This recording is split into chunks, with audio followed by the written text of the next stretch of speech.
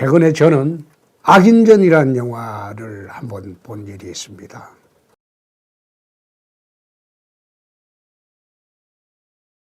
그런데 그 악인전의 내용을 보면 2005년도에 경기도에 아마 소재지를 두고 충남 일대, 대전 충남 일대에서 연쇄 살인사건을 일으킨 사이코패스를 아마 주인공으로 해서 만든 영화라고 보여지는데, 영화 전체를 보면 조폭 두목이 피해자로 등장하고 형사하고 조폭이 합작을 해서 사이코패스를 잡는다. 물론 실제 사건도 있었고 거기에 넌픽션도 있었고 또 픽션도 추가해서 극적인 요소를 가미해 만들었습니다.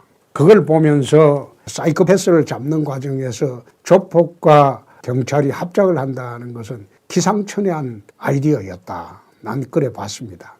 그 영화를 보면서 우리가 70년대에 유행했던 클린트 이스트우드 감독의 더티 해리죠. 그 영화가 생각이 났어요. 그때 더티 해리 시리즈가 한 4편 정도 있었죠.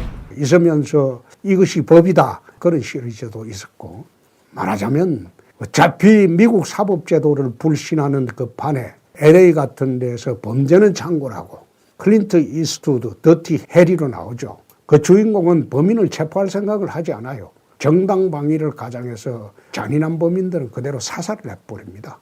그것이 법이다. 그런 취지죠.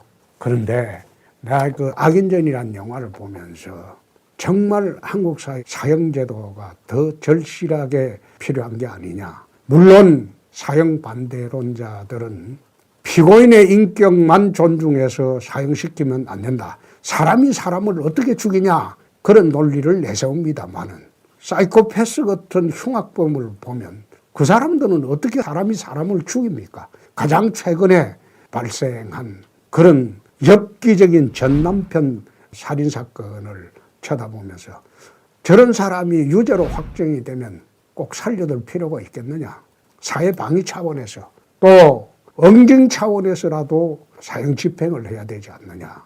대한민국은 97년 12월 말 이래로 지금까지 사형 집행을 하지 않았습니다. 우리 형사소송법은 사형이 확정된 후에 재심 신청이 들어오지 않으면 제 기억으로는 6개월 내인가 아마 사형 집행을 하도록 되어 있습니다. 형사소송법에는 그렇게 되어 있습니다. 그런데 사형 집행하지 않고 엽기적인 연쇄 살인마들도 지금 교도소에 버젓이 생명을 이어가고 있습니다. 그래서 저는 엽기적인 살인마 또 잔인한 그런 살인마들은 사형을 집행하는 것이 피해자의 인권도 고려하는 나라가 아닌가, 나는 그런 생각을 해봤습니다. 특히 악인전을 보면서 정말로 법이 형평을 이루지 못한다면 힘으로라도 형평을 이루어야 한다는 그런 악인전 그 영화의 결론을 보면서 나는 한국 사회에 엽기적인 흉악범에 한해서는 사형 집행을 다시 부활해야 하지 않느냐.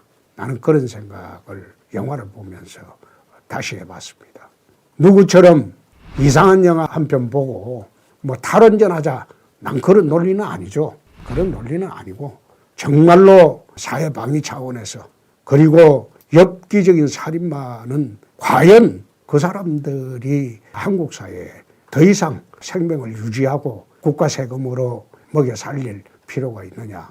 그래서 저는 지난 대선 때부터 사형제도를 부활하는 것이 또 사형제도를 제대로 형사소송법에 따라서 집행하는 것이 맞겠다. 그런 주장을 오늘 다시 해봅니다.